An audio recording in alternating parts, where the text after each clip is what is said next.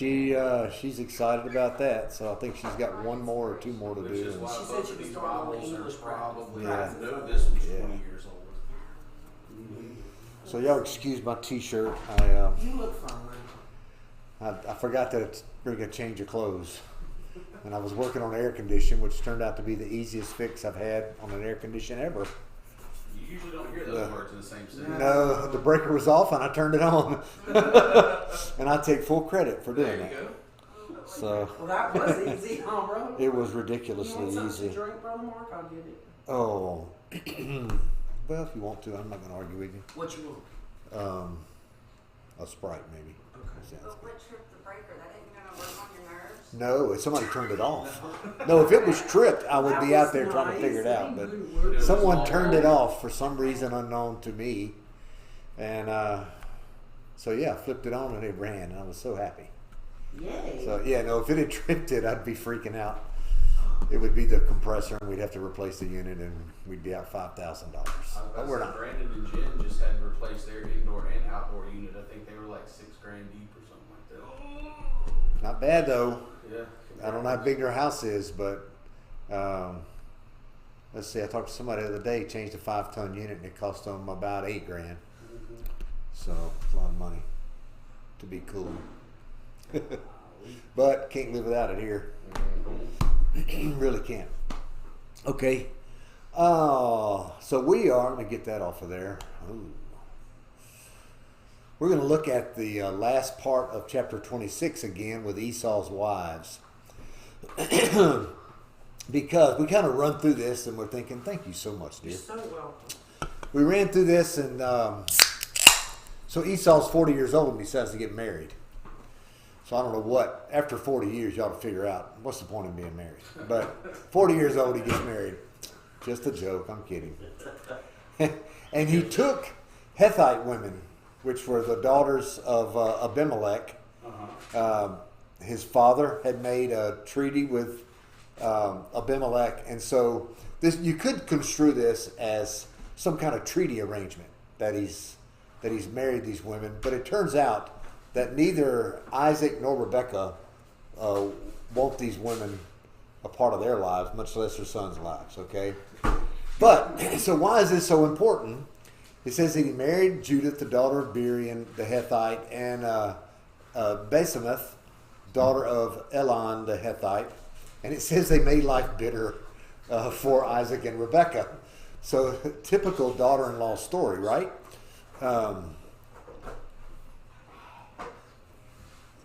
But we see that this is we're being set up by the writer here, because in a little bit we're going to find out that what Isaac and Rebekah want really is they want their sons to marry from their own clan, which would come from Rebekah's family and also Isaac's family. They're all from Padam Haram, 550 miles away.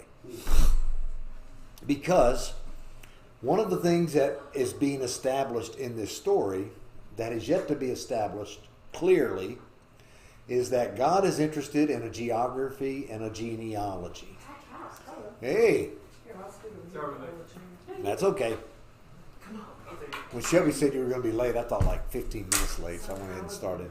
Thanks. No, I meant he needed a jacket. So proud of you too, baby. Oh, I'm sorry. Let me get out of the way. All right.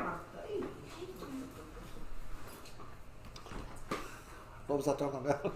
Geographic and So yeah, Sorry. so we begin to get this idea here. Two things. One is that Abraham did not want Isaac to leave the country to get his wife. Remember, so he sends his servant off to get her all the way up to Padam Haram and brings Rebekah back because he doesn't want the child of the promise leaving the geological area of the promised land. Okay. Same thing is going to happen with Jacob. Okay, except Jacob goes to get his wife, not knowing if he's ever going to come back because his brother's out to kill him. Okay, so but we out of the two stories together, we see that marrying outside of the expanded family brings hardship and bitterness. Okay, and marrying inside does the opposite.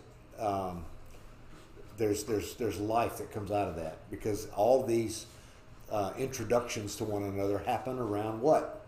A water well. So don't forget the water well, and how important that is a big flag waving it to something good going on here in this.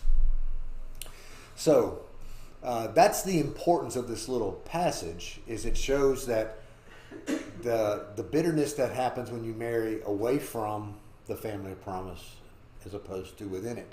Now the other thing that happens in the same vein is that Esau proves himself to not be worthy of the promise, right? And God had already said he's not worthy. Okay, so we're reminded of this unworthiness, that God had made a choice. The older was going to serve the younger. Okay, all that's been explained to Rebekah. These 40 years later, you have to kind of believe that Isaac knows the story. He knows what's happened in this encounter with God and Rebekah, and how these two boys of his, who were twins, are going to work out their life. Now we get to chapter 27 that introduces to us the stolen blessing that Isaac faithfully gives away, really having no choice in the matter, although he tries hard to rearrange God's wishes here. So let's just look at it. It says, when Isaac was old and his eyes were so weak that he could not see. We'll come across that language again 3 times in the Old Testament to remind us that we reach a point in life, and even the patriarchs, where we become totally dependent on the people around us. Okay? So this is what's happening here. And it also reminds us, this whole episode, well, I'll get to the middle part of it and we'll stop. So he says, he could not see. He called his older son Esau and said to him, my son, and he answered, here I am. So very obedient, showing his respect for his father. And he said, look, I am old and I don't know the day of my death. So now take your hunting gear, your quiver and bow, and go into the field to hunt some game for me. Then make me a delicious meal that I love and bring it to me to eat, so that I can bless you before I die. Now, doesn't Isaac already know that the blessing's going to the younger son? God's made this arrangement. It's God's blessing that he is using Abraham, Isaac, to pass along to whoever he chooses in this. But Esau's made up his mind that the older son is going to get the blessing. Why is the older son going to get the blessing and not the younger? Because he likes Esau more. Right? Okay? So here we have parental rivalry and favorite children rivalry at its peak in this story. But the other thing we find in here, he says, remember when Rebekah was brought to Isaac, and he was so glad that she was there because she could comfort him, you know? She just kind of just took care of him and made him feel good. And he says that he loved Rebekah. But here we find out that he also loves stew. Now this is an important thing. These are the same words that are used here. So we're getting an insight into Isaac that we began when he was 20 years old. And he goes through this thing with Abimelech, you remember, tries to pass off his wife, Rebekah, as his sister. That all comes apart. God makes sure that doesn't happen. Then he wanders around digging wells, and so that everything that he did was blessed by God, because water was just coming up everywhere for Isaac. So we notice that God is with him. He hasn't been abandoned in all of this. But then we get to this point that he's old. He still needs his favorite son to take care of him. And now his love for anything that is mentioned here has been reduced to a bowl of stew. And go ahead. Had there been any kind of cultural, what's the right word to say it, like precept that the first, this kind of European idea of the firstborn and everything. So the Oh yeah, sacrifice. yeah. So that's already a cultural standard that the firstborn. And God is constantly turning on its head. Always, too. That's what I was about to say. So Abel was younger than Cain. He Exactly. had the acceptable sacrifice. Isaac's younger than Ishmael, technically. Yeah, Isaac's younger than Ishmael. Yeah. If everything about the first having what we believe they should have because they were first, God says, no way, I make these decisions Right. about life. Not for some hierarchy that just happens to come about. Okay? So, and it's an important part of the story because it allows us to see that God maintains control not only of his people, but of his promise. He knows how it is going to be passed from one to the other. Shoot, David's the same thing. David's the youngest. We can go through a whole list. Joseph. Yeah. Yeah, Just- they like scholars say that it's even like a commentary, like the Bible is a commentary against that because it's so like widespread, like primogeniture, I think is what it's called, Right. and it's almost like so against it that it seems like it's almost calling it out. Yeah. Yeah. Yeah, Right. it's wrong, is what it's saying. Yeah. it's- Yeah. And it is wrong because you've instantly eliminated, if you've got 12 sons, you've eliminated 11 of them simply because the oldest just happened to come along at the right time in the right place and all those things. So anyway, Isaac at the beginning of this relationship with Rebekah, he was kind of pitiful, needing her to care for him, make him feel better. And here at the end, he's in the same kind of need, only he's older, and it's his favorite son now that he's turning to, because of verse 5. Now Rebekah, dun dun dun, was listening to what Isaac said to his son Esau. So while Esau went to the field to hunt some game to bring in, Rebekah said to her son Jacob, "Listen, I heard your father talking to your brother Esau. And he said, bring me game and make a delicious meal for me to eat so that I can bless you in the Lord's presence before I die." So he intends to pass the blessing along when he already knows that Jacob is to get the blessing. So it's interesting. Esau sells his birthright for a bowl of stew, and Isaac surrenders his right to provide a proper blessing for a bowl of stew. So here we find, the body's control. In this case, hunger's controlling the situation. Yeah. And so, and then we have this drama going on. First, it's Esau and Isaac, and they've got their little plan going on. And then the next thing we see, it's Jacob and Rebekah, and they got their little plan going on.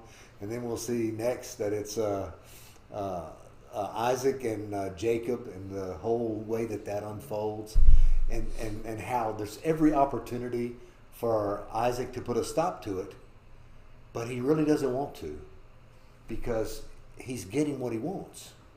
He's getting his bowl of stew. Okay?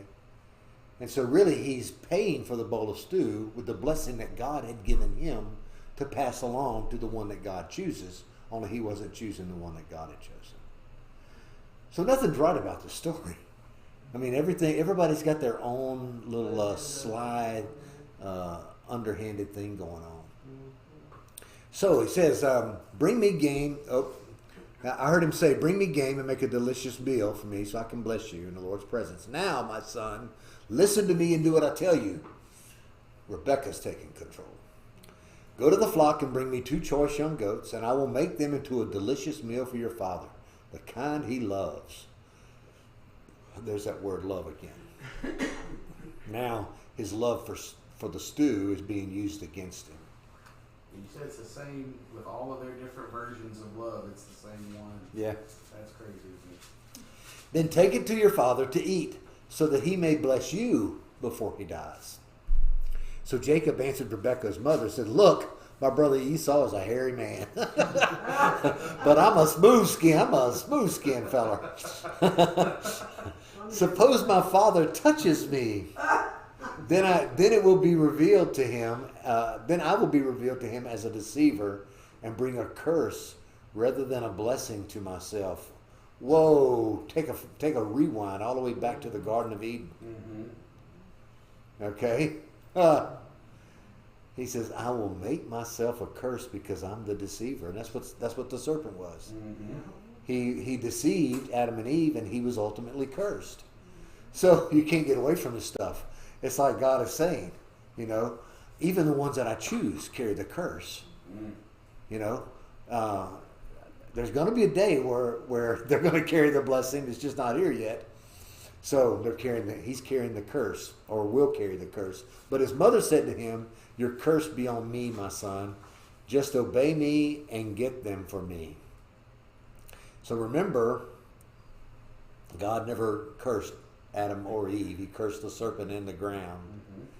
But Rebekah is willing to take a curse in order to not achieve what God wants, because she never mentions that in this whole story. She's achieving what she wants for her son. So even God's purposes in it are being twisted. Okay? But he still accomplishes what he sets out to accomplish. So he went and got the goats and brought them in to his mother, and his mother made the delicious food his father loved. Then Rebekah took the best clothes of his older son Esau, which were in the house, and had her younger son Jacob wear them. She put the skins of the young goats on his hands and the smooth part of his neck. Then she handed the delicious food and the bread, and she made her son Jacob. All right, and the bread she made her son Jacob. This sounds like the craziest story ever, right? That this is going to work. Yeah. I mean, would it work for you? No. No. Of course not. No. But it's God. This has got to work, because even though Rebekah's trying her best to get what she wants, still in the back, God's going to accomplish what he intends to accomplish. So this silly little ruse, and we see it's almost visible to Esau in his blindness, but he just can't resist the idea that everything's unfolding the way he had planned it to go. See? Man, this is crazy stuff, huh? Yeah, it's ironic because it's portraying him as literally blind, but in reality he's also spiritually blind because he's focused on his own desires. That's right. He's hungry. That's right. That's right. And our physical desires can shape our spiritual desires, and that's what's going on really here. And God's he's letting it all unfold, because he knows in the end it's still going to accomplish what he wants to accomplish, along with some other things that need to happen for Jacob, so that Jacob can grow up without his mama. Does it say anything we think about our capacity for self-deception when we're outside of God's will? Like this idea that he wants to give it to Esau, so he feels the scruffy, and he's like, okay, it's because he wants to believe that's happening, right, and he wants it to. So he doesn't ask any questions. He doesn't think. Yeah, the questions are there, but he's not going to pay attention to the answers. Right. Yeah. Yeah. So when he came to his father, he said, "My father," and he answered, "Here I am. Where are you, my son?" He's disoriented. All right, we're going to find out why. Jacob replied to his father, "I am Esau, your first." "Oh, who are you, my son?" "I am Esau, your firstborn. I have done as you told me. Please sit up and eat some of my game, so that you may bless me." But Isaac said to his son, "How did you ever find it so quickly?" my son, it's like you just left. You've never been this successful hunting before. So he replied, "Because the Lord your God made it happen for me." God said I had to be. Oh man, he brings God in the middle of the deception. Bad idea. Okay, you see how we just carry the curse no matter what. We'll lie, cheat, steal. Once his mama gives him the green light, he's all for it. Yeah, he knows what he's doing. Then Isaac said to Jacob, "Please come closer so I can touch you, my son. Are you really my son Esau or not?" It's already in his head. This can't be Esau. It doesn't sound like him. Something's wrong here. But he's sold into his own thing. So Jacob came closer to his father Isaac. When he touched him, he said, "The voice is the voice of Jacob, but the hands are the hands of Esau." Okay, so now the two twins are kind of the same person coming together, in Esau's in Isaac's mind, and he's having trouble. He's having trouble distinguishing what is real, and that's what deception does, right? It leads you to this point of deceiving yourself, ultimately deceiving others, because he blesses, intending for that blessing to go to the one that is not to receive it. And Jacob would have been left out in the cold with his mama the rest of his life. No wives, none of that stuff. No reason to go off to marry inside the family. Everything would have changed. He did not recognize him because his hands were hairy like those of his brother Esau. So he blessed him, asked again, "Are you really my son Esau?" And he replied, "I am." Ooh. So twice now. Actually, the third time he deceives him. Then he said, bring it closer to me and let me eat some of my son's game so that I can bless you. So Jacob brought it closer to him and he ate. He brought him wine and he drank. Then his father said to him, "Oh, wait, we can't run by the wine." Up to this point, every time wine has been on the scene, it's been tragic. Mm-hmm. For Noah, for Lot, and now for Isaac. So there's this thing about it, that this is bad business when wine's there, until later when God begins to change with the meaning of the wine through the prophets and during the exile. So again, he turns that theme upon its head. So he brought him wine and he drank.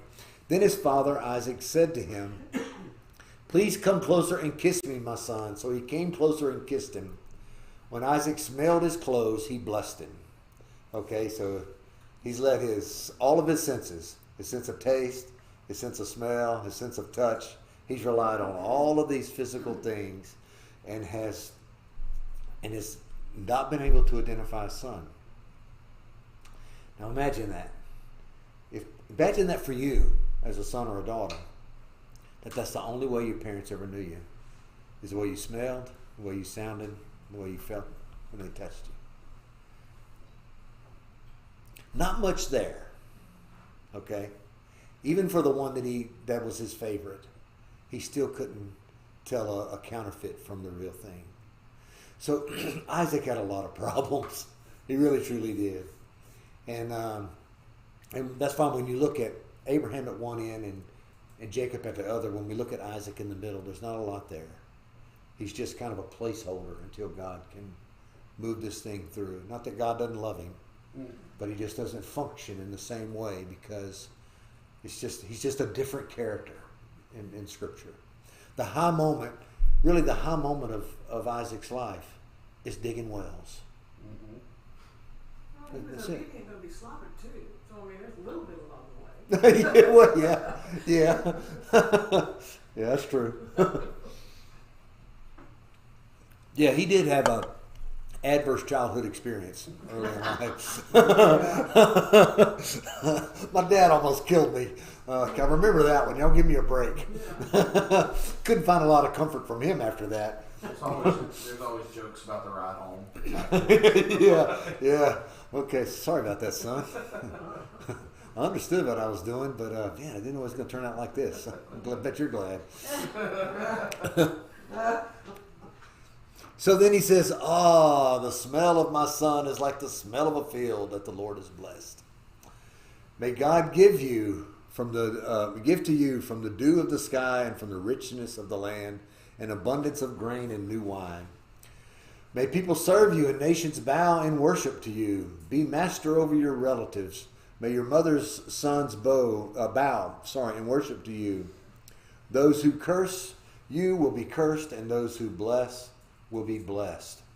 Now, this reminds us nothing really of the Abrahamic blessing that was passed on to Isaac, but this is the blessing that Isaac has chosen to deliver. And in every way accomplishes what God intends to accomplish. Although it is restated later in the same chapter, more in line with what Abraham and Isaac received from God. So this is an amplified version, so to speak, or we were given this part of the blessing here, and then later we receive the other part of the blessing, and so it's divided up into two. There's a lot of different ideas about it. But as soon as Isaac had finished blessing Jacob, and Jacob had left the presence of his father, who bust in but his brother Esau arriving from hunting? He had also made some delicious food and brought it to his father. He said to his father, "Let my father get up and eat some of his son's game so that you may bless me." But the father Isaac said to him, "Who are you?" Oh man, what a tough question to hear, right? Who are you? That's a hard one. Everything that Isaac had to offer, really, of any significance, was wrapped up in the blessing. And he is so certain that he's given it to the right son. And here's one.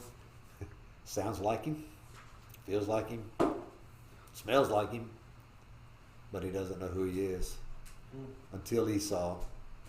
I'm Esau, your firstborn son. Then Isaac began to tremble uncontrollably. "Who was it then," he said, "who hunted game and brought it to me? I ate it before you came in, and I blessed him. Indeed, he will be blessed." So, what's the trembling indicate? Anger. He's been deceived by his own wife and his youngest son. Does he know immediately that she's involved? I'm sure. Well, yeah. Well, there's two things in the background. He already knows what God has told her about the younger receiving the blessing. Right. Okay? And he had thought that he was going to get away with reversing what God had planned. And he also probably felt like he'd gotten away with fooling, of getting ahead of Rebecca. Mm-hmm. But he had done neither. He failed on all counts. Okay, so here he is. He says, "I've already given my blessing, and there's no way to recall the blessing." That's such an important, that carries you all the way to Revelation. Mm-hmm. There's no way that God recalls his blessing. It's there. Okay? And he gives it to sinners. He gives it to those who are cursed so that they can have a blessing and have life. Man. To the undeserving, not the oldest, but the undeserving son, who is what? The heel grabber, the trickster. Yeah.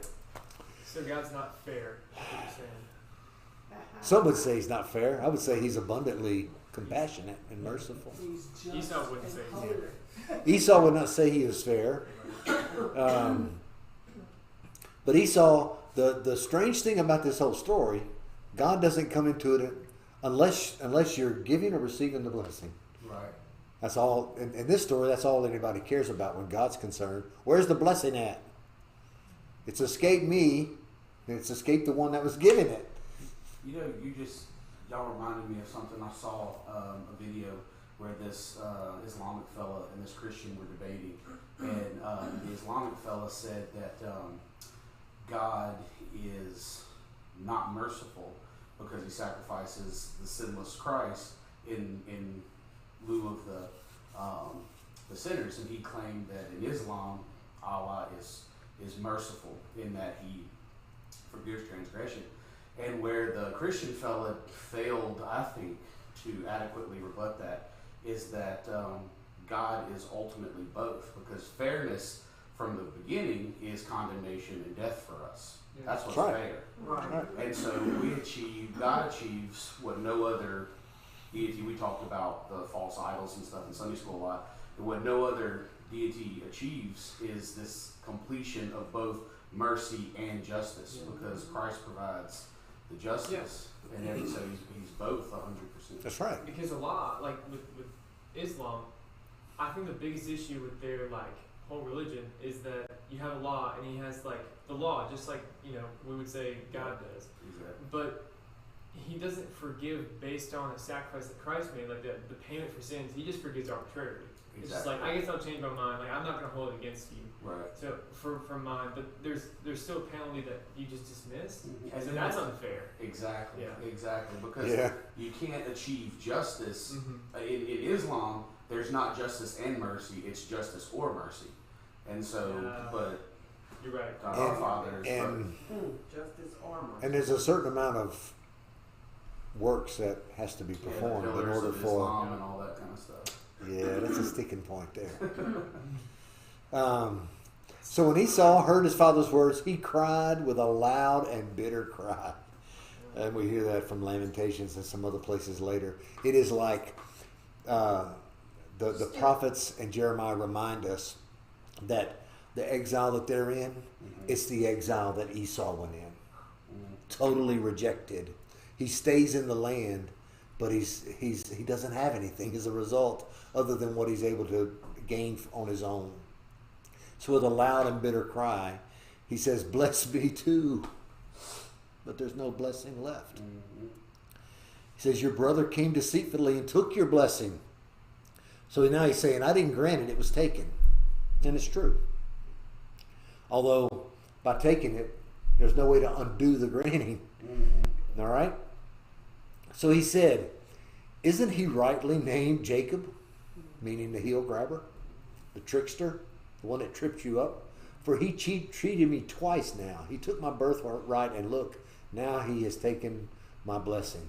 Then he asked, "Haven't you saved the blessing for me?" And this is not good.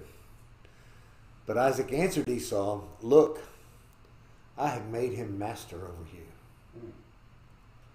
Let me just explain to you what I did. It's bringing him no joy to do this, but this is how it's going to be. And this is the way this is what God had explained to Rebekah would happen. "I've made him master over you." The older would serve the younger. "Have given him all of his relatives and servants, and have sustained him with grain and new wine. What then can I do for you, my son?" There's nothing left. I've given all this to Jacob, and I can't take it back. So Esau said to his father, "Do you have only one blessing, father? Bless me too, father." And he wept loudly again. Okay, so now we're to this place where we're in a numbers game. Don't you have one left? Just one? Or a piece of something? Okay, remember when Abraham is talking to God about Sodom and Gomorrah, and he counts him down to 10. Boy, if there's 10, if there's just 10, will you spare them? But there wasn't 10, and so God acted in the way that He said He was going to act. Same thing here. There's only one blessing, as God is going to act in the way that He is acting. There's no way that He's going to change the way that He's doing things now, because this family has created this culture of deception. And besides, God knows He can accomplish what He wants to accomplish through Jacob, and He can't accomplish it through Esau. So later, Scripture describes it as, Jacob God loved and Esau God hated, and that's how that's described, because he chose one over the other. But that's not just a blind choosing like some people like to think of it as, that God just rolled some dice out there and He says, "Oh, hey, Esau's number didn't come up, so I guess it's Jacob." Yeah. So that's not how that happened. God chose one over the other because He can see into the life of Esau and know he is not going to be the one. But here Esau's pain is, if am I reading it right, in so much as it's genuine. It's not like, oh yeah, it's not like a petulant child saying, "Give me my stuff too." Like, he's actually, this is his identity. This is everything. He's on the top rung, and he sold his birthright, which moves him down to about the middle rung. And now this happens, and he's got nothing. He's flat on his face. He also practices some revisionist history. He says his birthright was stolen. Right, it wasn't. He sold it. He sold it. Yeah. It was a bad deal, right. Yeah, it. that's exactly right. Yep. So when things are going bad, We do anything we can to not make it seem so bad. That's a good point, Tree. So he says, his father Isaac answered him, and this is never good. Look, your dwelling place will be away from the richness of the land. So you're not going to have a home here, buddy. Away from the dew of the sky above, it's going to be tough. You're not going to have... Not a lot of water. Yeah, you're not going to have a lot of water. You're not going to be able to grow crops. It's going to be different for you now. You will live by your sword, and you will serve your brother. When you rebel, you will break his yoke from your neck. So what he's saying is, this whole thing, Jacob has the life that I've chosen for him, and you're going to find yourself one day having to break free of that. That's basically what this is. And he does. And it comes sooner than he thinks, because once Jacob figures out that Esau's out to kill him, he skips town. Mm-hmm. Okay? And so it happens sooner than we might imagine. So his anger. Esau held a grudge against Jacob because of the blessing his father had given him. And Esau determined in his heart, the days of mourning for my father are approaching, then I will kill my brother Jacob. So, yeah, they're living in this house, and they're all tiptoeing around each other, waiting for Isaac to die so he can kill his brother. Messed up family. If you want to look at dysfunction from A to Z, this is it. So it's just not my family. No. All right. I feel much better. You've been living this all week, huh, Donna? Her family, my family, we feel better, don't we, Rita? Yes, indeed. Not just us. Yeah, it's the motivation is respect for the father, so you can have the ultimate disrespect of your sibling and kill him for what's happened. Which, in a lot of ways, it's like Jacob's thinking, well, I fooled him once. I'll fool him again. And he does. When the words of her older son was reported to Rebekah, she summoned her younger son Jacob and said to him, so this is the thing. See, she's the gatekeeper. She's the instigator. She's got control of all the information. See? Mm-hmm. She gets the backstory information where nobody else has it. See, if you got the information, you can control the narrative is basically what's going on here. And she was. She said, listen, your brother Esau is consoling himself by planning to kill you. Isn't that a great line? He's really making himself feel okay about this whole thing because he plans on killing you to make up for it all. Yeah. So now, how many times have we said, Lord, just kill him? We're not going to plan it. I mean, we're not going to do it. We're asking him to do it, and then we have to repent. That's right. We want you to do it, Lord. That's what the 101st Airborne says, isn't it? Kill them all and let God sort it out. That's kind of what this is. Yeah. He's just had enough of his brother. Every time there's a major event in Esau's life, it has to do with his younger brother deceiving him. Okay, so... It seems like it is such a mirror, though, because if you think about this, like, how did she find out? Well, she found out because the servants were talking. She found out because this person's talking behind closed doors to this one, and all of this gossiping going back and forth and running into... It's such a mirror to us now. Oh, yeah. And, like, all of this drama, and you could, like, I could see this exact thing playing out on Facebook or Twitter or something like that. He said he's going to do this, da-da-da-da. And then get, you know what I'm saying? It's such Yeah. At my job. Right, oh, yeah, absolutely. It happens all the time. Absolutely. There are people Yeah. at my job that have power. They couldn't flush a toilet without it. They cause trouble. It's crazy. So we do have in this. See, remember in the garden, the serpent believed that he could control the narrative by what he said, and he did. He gained control over Adam and Eve simply by the words that he said, and ultimately took control of the narrative in the garden to the point to where God said, "Well, man, they can't stay here now." Mm-hmm. The same thing here. She takes control of the narrative. And ultimately, she pays the price because her son has to leave, her favorite son. So when she talked about the curse earlier, I'll take the curse for you. Just Ultimately, it is her favorite leaving, so she is cursed. She never sees him again. Right. Yeah. So now listen to me. Flee at once to my brother Laban in Haran, and stay with him for a few days.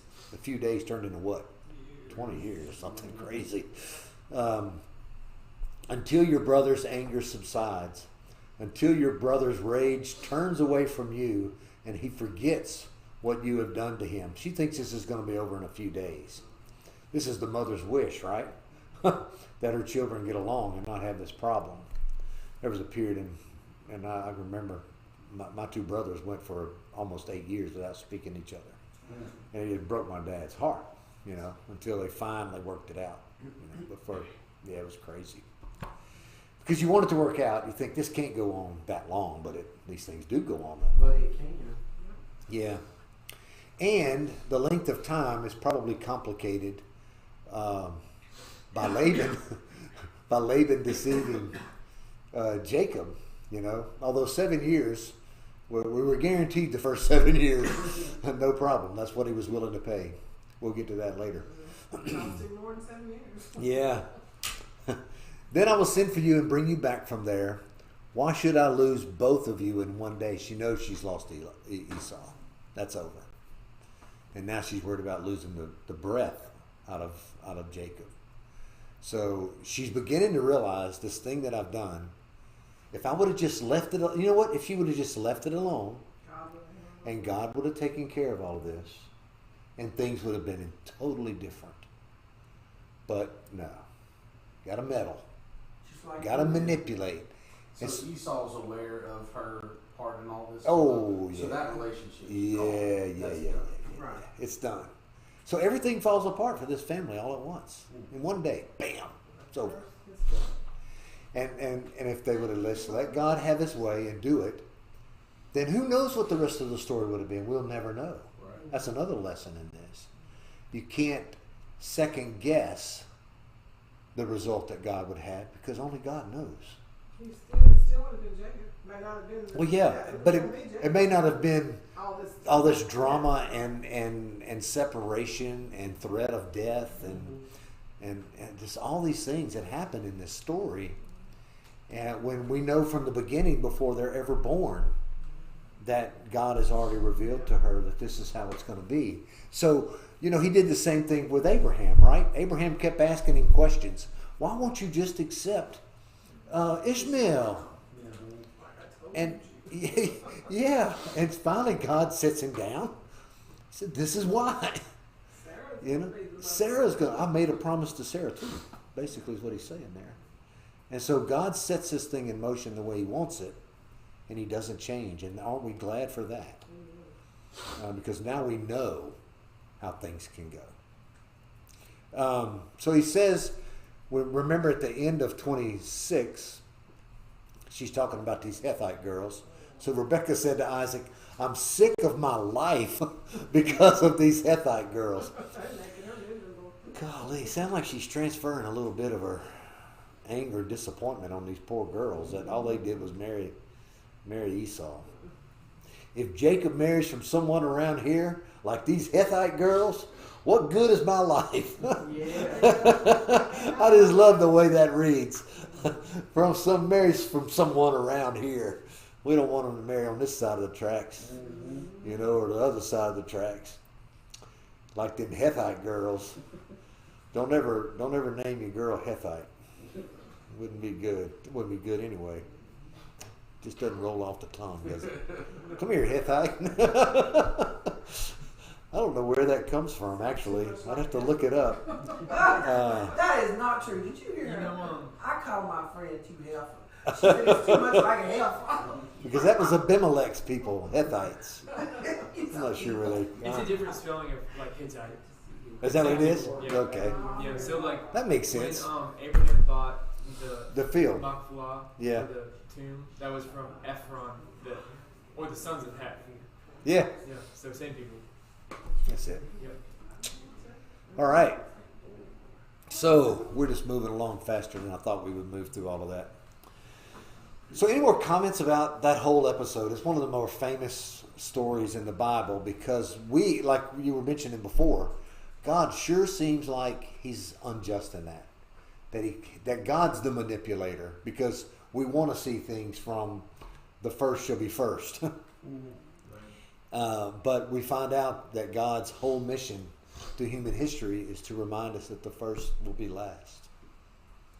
And there's nothing wrong with that. And it's all about the heart. I mean, he's looking for those That's right. whose hearts are sold out to him. That's right. As he does today, he looks at the heart. Yeah. Those Yeah. In this story, the first is last because the heart's not right. Esau is not worthy to carry the promise. But when we get to Jesus, the first is last because he is worthy to carry the promise. And the promise involves humility and service, which Esau probably didn't have in him. He was a man's man. It was Yeah, just because so- he was the oldest. Yeah. Which ultimately didn't define anything for Esau other than he thought he was going to get the blessing. We don't find anything else, a level of responsibility for the house. None of that stuff is ever. Of course, not for Jacob either. Right. But Jacob's the rest of the story. We know that God's chosen Jacob, so we know from reading the first half of Genesis that there's more to come in this unfolding drama that God is showing us about how he works in the world.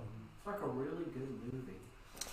You know, somebody should do that and not do it cheesy like they do sometimes. Yeah, but you know they're doing a new thing right now. I don't know if y'all seen it, and I don't have cable. I do apps, but this one is the books of the Bible, and I've watched Esther.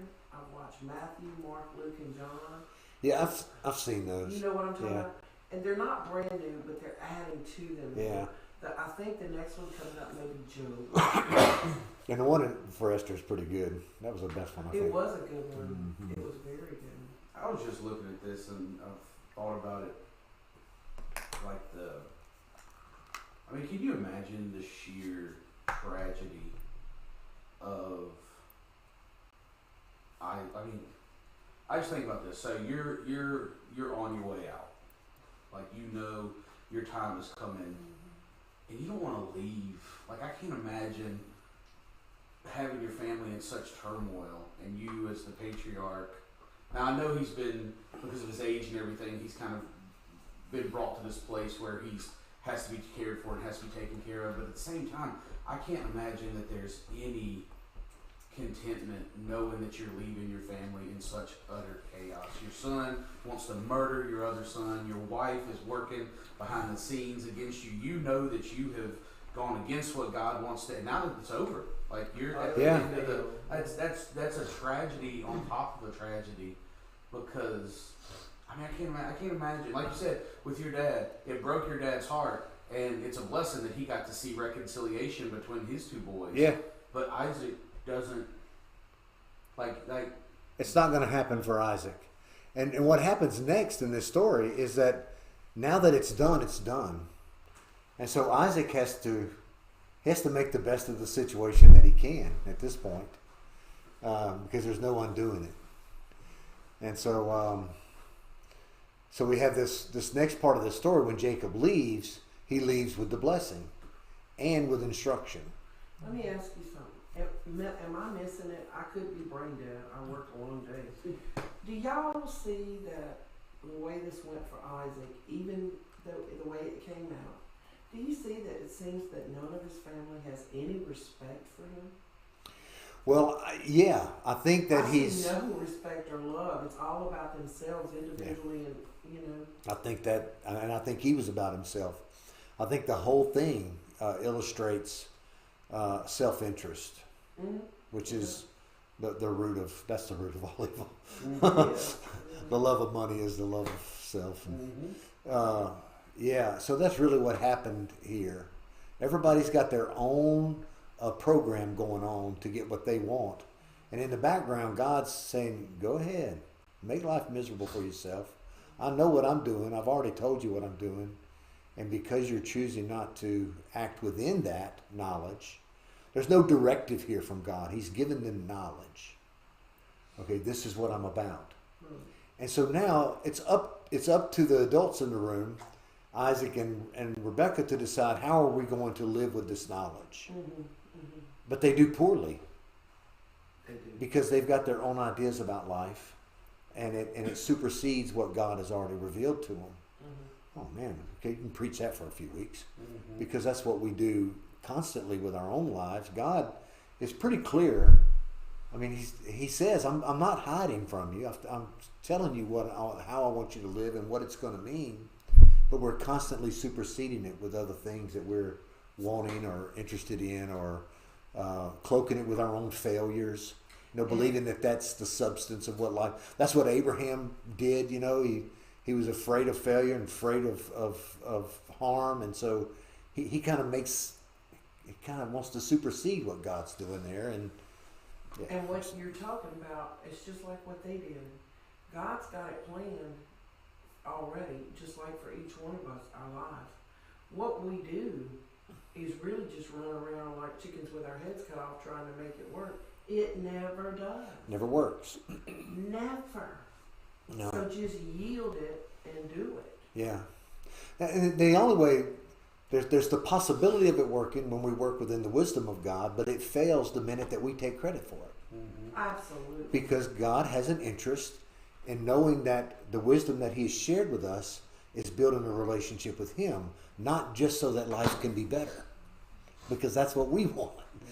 And God's saying, no, the better life is the relationship with me. All this other stuff you're worried about, like He says in Matthew, in the Sermon on the Mount, look, I take care of the birds, I dress the flowers. You think that you're less important than these things that are gone in the fire and that fall on the ground? And it seems that everything is reinforced. Every shortcoming, every problem that we have, just points back, the more I look at it, to the fall. The original, like this idea that in any capacity we know better for us than God does. It's all pride. It's all, no matter what it is. We talked a little bit in Sunday school this morning, and if you go down the first commandment, thou shalt have no other gods before me, and you go down to all the other ones, they all, the pride that we feel to put ourselves above God then dissipates into all of those other things. That's exactly right. So I mean, if I'm an adulterer, then my God, my idol is lust. Or if I'm if I'm stealing, if I'm stealing money, embezzling money, my God is the money. Like everything comes with this presupposed notion that we know something better than God, and it's all pride. Everything about it is just hubris and pride. Yeah. And it all goes back to the very, very, very beginning when we decided we knew better than Him. And that is exactly right. And when you look at this story too, there's a backdrop we haven't touched on. When Abraham goes through years, I mean scores of years, developing this relationship with God to where he ultimately came to the point of trusting Him with everything. Okay? Isaac never seems to absorb any of that from his father. Because here, they're told by God exactly what's going to happen, that the older is going to serve the younger, that he's going to be the one to carry the blessing, that the land's going to prosper him and not the older. All this stuff God reveals. And then you would think, okay, here's the next thing. Isaac's going to, sometime when these children are older, going to be able to sit them down and say, listen, the God of your forefathers, this is what He declares. And this is how we're going to live. And so just get ready. The older's going to serve the younger. Maybe Esau would have been given the job to go get a wife for Jacob, and it wouldn't have taken him 14 years to get the one that he wanted. Why does Isaac, after living the life that he lived, being the younger, being the one chosen, being the one, how does in that one lifetime, I mean, all it takes is a moment, but at the same time, it's like, you lived it. You lived the thing that God's trying to do. He was comfortable. And He was comfortable, because it's harder to reach the comfort than it is the uncomfort. Yeah. He had all the blessings. He had his wife. He had his wife taking care of him. He had all the stuff. He was comfortable. Yeah. And what is it that we always hear when you teach about, and my words, but you can't serve God and be in a comfort zone all Right, the time. right. You have No. to step out of the box. You have to have faith, and you have to trust. Yeah. And you have to make that next step. Do you think like if you were looking at this from a parenting standpoint, is that a shortcoming of Isaac's character, or did Abraham drop the ball somewhere in imparting to his kid? Because like that's for me, like as a parent, that's one of the scariest things that I think about is that one day Isaiah will decide to turn away and not. Yeah. That's the scariest thing for me to think about. No, the Bible's pretty good about letting us know when people fall down. It's as interested in making sure we know this is why somebody goes downhill. So take, for example, Asa, one of my favorite subjects in the Bible. Mm-hmm. He does really great until he gets sick. He's got a disease and he gets real bitter. And God didn't pull any punches about letting us know that. Asa had every opportunity to stand against his infirmity and say, like Job said, Mm-hmm. you know, ashes to ashes, dust to dust. Right. Praise God. But he doesn't.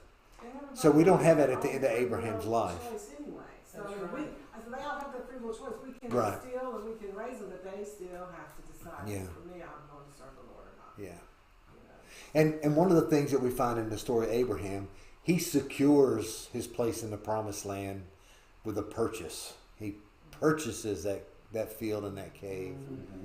Okay, and so that really tells us that Abraham is all in to God's program at this point. Mm-hmm.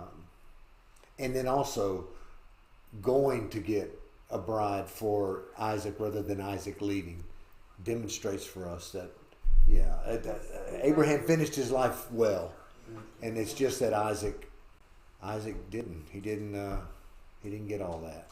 And who knows? Maybe it was more Rebecca. We do see that about maybe she was able to use Isaac's emotional dependency upon her against him in some way. I mean, all of the suggestions are there. Mm-hmm. Okay. She definitely she saw it. She took Yeah. the lead. She knew. Yeah. She knew what she was doing. There's some reading between the lines that we have to learn, Mm-hmm. as Robert Alter would teach us, huh, buddy? You Oh, yeah. got to read between the lines, and there's lots of them here. We're not even touching on. Because there's so Everything. much there about just, I mean, so much different stuff you can deconstruct. You can talk about the relationship between parents and children. You can talk about the marriage between Isaac and Rebecca. They're both sitting there trying to deceive each other left, right, and center. It's just there's so much there to. That's the other thing. In the background of their marriage is Esau and these Hethite women that bring Right. so much bitterness. You got to be thinking, how bad could that have been Right. to make life more bitter than what they were experiencing on their own? I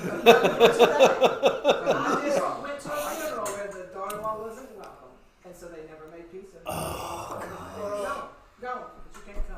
30-something years, you're not coming that this breaks funeral. my heart. I don't even know when it breaks my heart. So I mean, See, I don't want to be that. I don't want 2022, no part of it that still in my exists. life. It's totally up to But us. that's what Those things are totally That's up to what I us. was thinking. All this stuff you see here, it may be a little different, like Matt was saying, but it's there. It's here, and even worse than then. Think about it. Look where our world is. Look where our lives are. And So there's some things in here about what not to do. okay. Sorry. We got to remember there's some things in here we don't want to do it like they did it. Right. Right. And for a lot of different reasons, which we've all talked about already. do Most not of them. marry unequally yoked. Yeah. Sinners out there that are ruining our godly families. That doesn't work either. So we're going to start 28 and we won't finish because it's 7 o'clock. But I do want to get to a part of this. So he said, so Isaac summoned Jacob and he blessed him. This is the third time that he's used the word blessed in regards to Jacob. And commanded him, do not marry a Canaanite girl. And under his breath he's saying, I cannot hear your mother complain one more day about the daughter-in-laws. Do not marry a Canaanite girl. Okay? So, geography and genealogy. They're keeping the genealogy straight here. We don't want to marry. We don't want an impure. We don't want to water down. Later we find out that that's how the pagan worship seeped into the life Is that of the people. all? Is that really what that's about? It's not this kind of eugenics pure blood. It's about the culture and about the influence. Yeah, right? this isn't That's a the whole- Nazi It's Germany not a type bloodline. thing. Exactly, No. exactly. It's not a bloodline thing. This there's a lot going on here as far as the call out of, Right. you know, and Abraham going, and there's kind of this, you know, where he's going is the Fertile Crescent. Mm-hmm. So you would think that if you were going to live anywhere in the world, that God would have chosen, again, it would have been the Fertile Crescent, right? I.e. the older, the better. Mm-hmm. But God says, no, I don't need that. You live down here in this semi-arid area, and I'm going to make it a Garden of Eden. That's what he's turning everything back into. That was the Eden, and it was cursed. And I'm going to make a new Eden with a new people. Mm-hmm. And that's what this is all about. So, but he's going to get the image bearers, so to speak. Okay? But that's not the Canaanite people. And we find out that are Hittites and Philistines and all these different races of people that are just kind of mixed in this area. And things have kind of remained inviolate in that area. It's pure, more pure. So he goes to the house of Bethuel, your mother's father. Marry one of the daughters of Laban, your mother's brother, who is already, remember, we already picked up on that Laban's not the straight shooter. They went to get Rebecca, and he said, no, let her hang around for a few more days. And then he tried to talk him into staying longer and said, no, we're getting out of town. There's something not right about this. So Laban's already, we've already been given kind of a foreshadowing into Laban and the way he does things. May God, and here's the rest of the blessing. May God Almighty bless you and make you fruitful and multiply you so that you become an assemblies of peoples. May God give you and your offspring the blessing of Abraham so that you may possess the land where you live as a foreigner, the land God gave Abraham. So he never still. Now they're right north of Beersheba, so they're in the neighborhood of the promised land, but it hasn't been settled yet. It seems like as this is the land that you'll possess. Maybe there's not enough of them. Maybe there's other things going on, but the promise is there, and that's the main thing we're looking at here. Brother Mark, my Bible talking about going there, it says northwest Mesopotamia. Yes, that's Padam Haram. That's right. Yeah. That's right. I'm sorry, Padam Yeah. Haram. That's right. So Isaac sent Jacob to Paddan Haram to Laban, son of Bethuel the Aramean, the brother of Rebekah, the mother of Jacob and Esau. So here we got this last little part that we got to look at before we get to Bethel, because that's the whole staircase to heaven. We got to give that a lot of attention. So Esau noticed that Isaac blessed Jacob and sent him to Paddan Haram to get a wife there.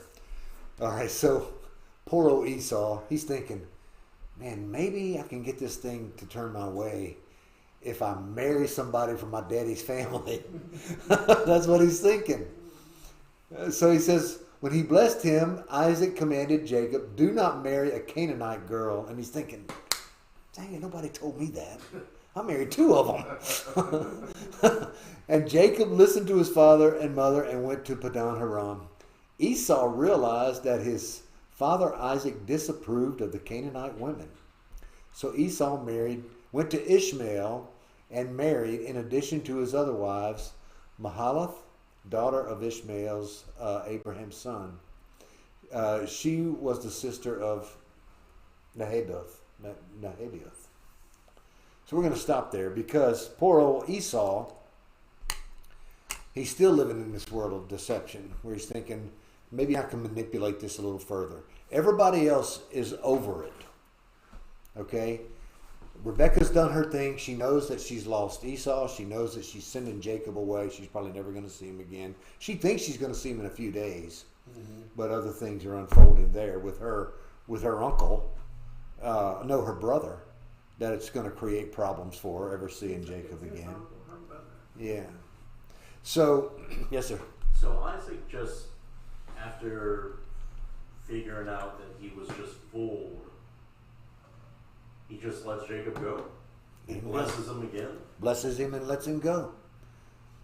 But see now, everybody, see the whole thing, it's like there was this straight line that God was on to bless Jacob and have his plan go forward. Everybody else took this detour route around, but now they're all coming back to the same place on the other side. It's like taking the loop around town. And they took the loop and did it the hard way, got stuck in the traffic, made a mess of things, had a wreck, and all this stuff. And then they get out on the other side and they're right where God had everything going to begin with. And it's kind of a realization. The blessing's been made, so now I got to make the best of it. Let's make sure that Jacob is going to marry right, okay? So they send them back to their double relatives. So they're going back to the place where their relatives are to find a proper wife, not these crazy Hittite women that only bring bitterness, okay? And then Esau, he's the only one left in the whole story that hasn't quite figured it all out. Maybe if I marry an Ishmaelite, then maybe it'll please my dad enough to where there'll be something besides this curse that he gave me instead of a blessing.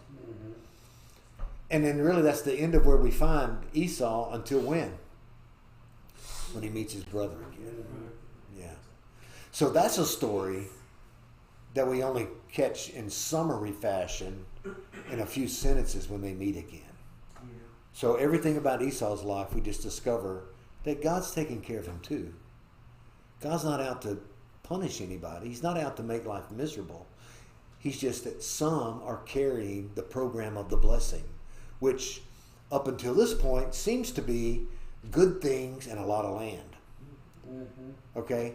They're not really tuned in yet to the blessing the nations part. Okay? We've seen it happen in little spurts of light, little flashes of light along the way where Abraham, in spite of himself, has been a blessing to people along the way. And so we have to keep, we have to stay laser focused on, in the background, there's this blessing action going on. And so God's always in a double motion when he's doing things in these stories. He's acting in what must be done to get through the day, so to speak, while also continuing his program of establishing a blessing for all the nations. Ultimately, that is Christ Jesus.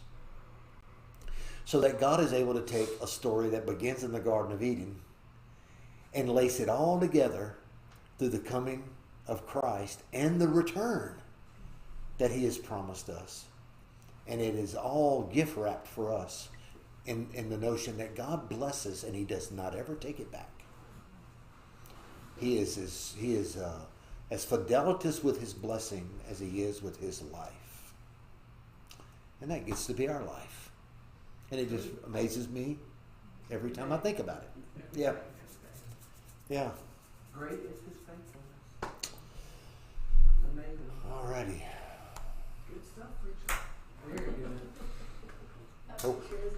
Hope I made an A. Oh, Well, we already told you you were Yeah, that's an old perfect. picture. You know where that picture was taken?